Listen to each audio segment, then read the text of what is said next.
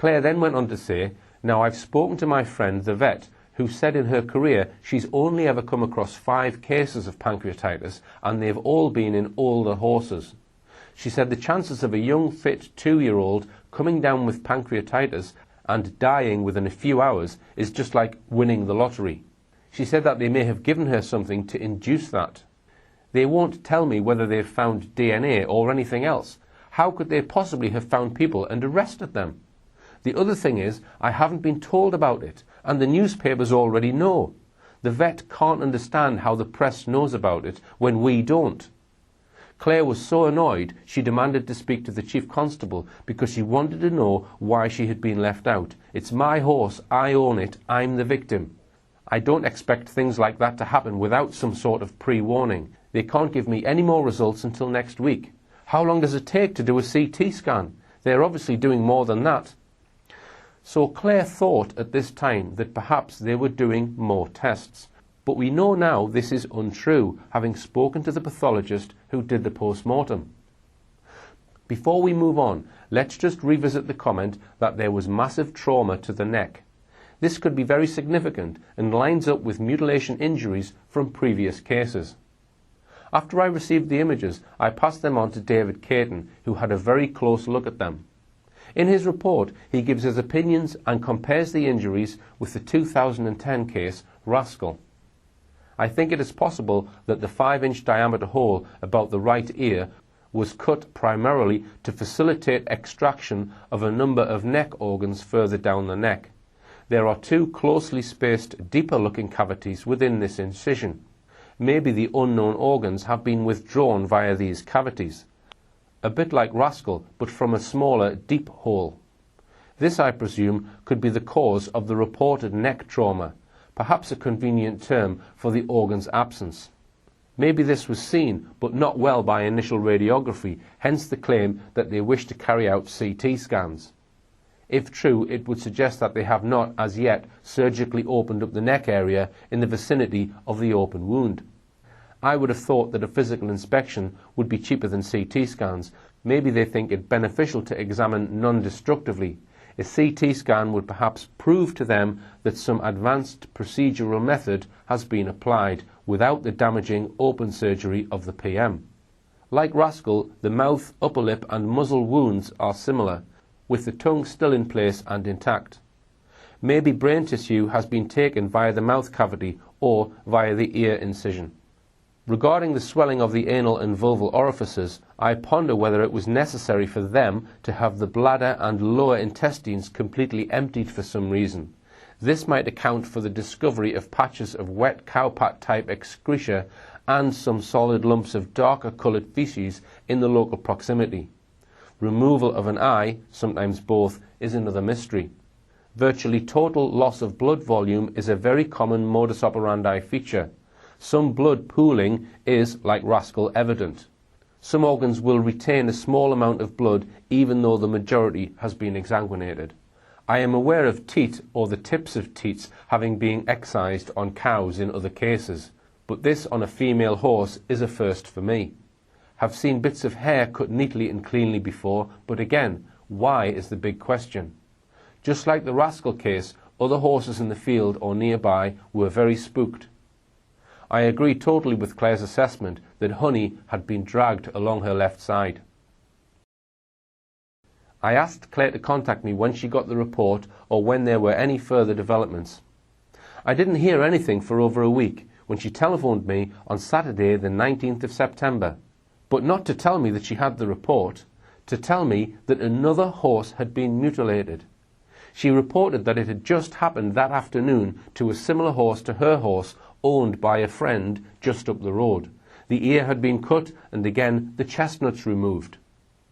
Before I go into detail on this second horse mutilation, I really wanted to know about the post-mortem report from the first mutilation. She said she had still not been given a copy because it was inconclusive. Claire said that her friend, who was a top surgical vet, had been in touch with them, and they told her that they can't do anything at all until the toxicity reports are back for the type of poison or whatever.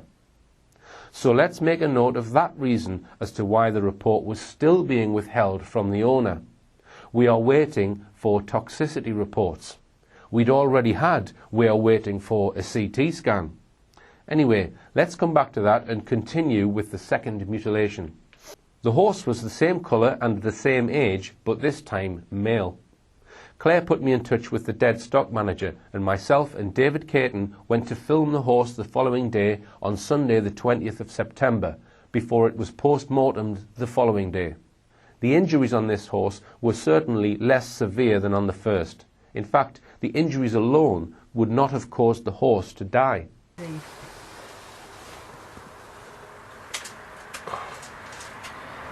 Horse like this is very unlikely, isn't it, really? Yeah.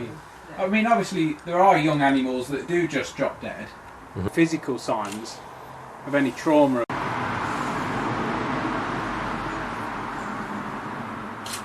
This around it, it's just come out since it's been, you know, since it's gassed up inside.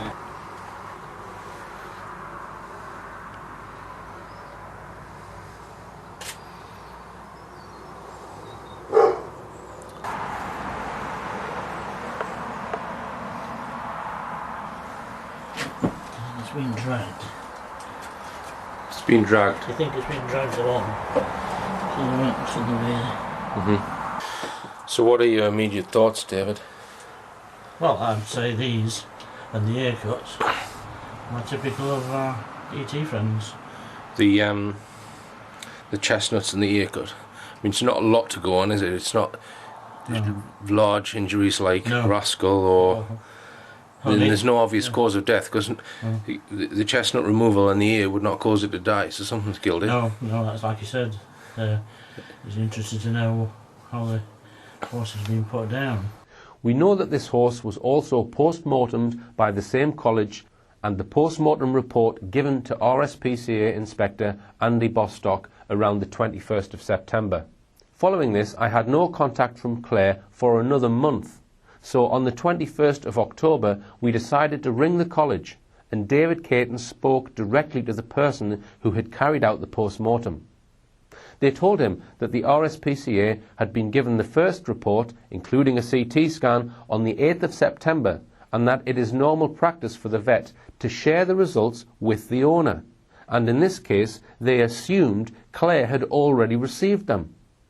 So the college assumed Claire already had been given a copy of the post-mortem report shortly after the 8th of September. It was now the 21st of October, and Claire still had no post-mortem report.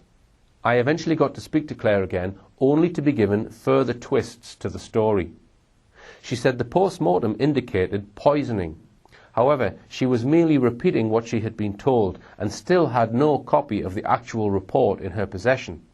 She also said that somebody had recently been arrested and was on police bail until the 5th of November. She said that until they release him or charge him, they have asked her not to say anything to anybody or broadcast the fact the second mutilation was done. She said apparently before all this happened, it did happen to another lady in the area, with chestnuts cut off, etc. She said after the 5th of November she will be able to give me more information, and we can probably talk about it then. So we now have a third reason why Claire had not been given a copy of the post-mortem report. This time it was because somebody had been arrested. Strangely, unlike the arrest reported in the media on the 9th of September, this arrest was nowhere to be seen in the media. I decided to telephone Lincolnshire Police to ask if they were going to update their original press release, which was still up on their website. The officer checked the police computer system and stated in clear language that there had been no further arrests in connection with the Syston horse. So was somebody arrested or not? At the time of making this piece, I can inform you that I received correspondence from Claire on the 12th of November stating that because no one was now being held responsible, they are going to send her a copy of the post-mortem report. She said it may take a few days in the post and her vet may get it first, but she will send me a copy. Another interesting point in all this is that Claire witnessed and filmed black helicopters hovering over the fields 2 to 3 weeks before the mutilations happened. For a couple of weeks before the incident happened, we noticed, there was a few people actually that noticed there was black helicopters flying above these fields in this area, and they were kind of hovering. It was generally around 1-2 o'clock in the afternoon, and various people had obviously mentioned it. The helicopters have never been seen since.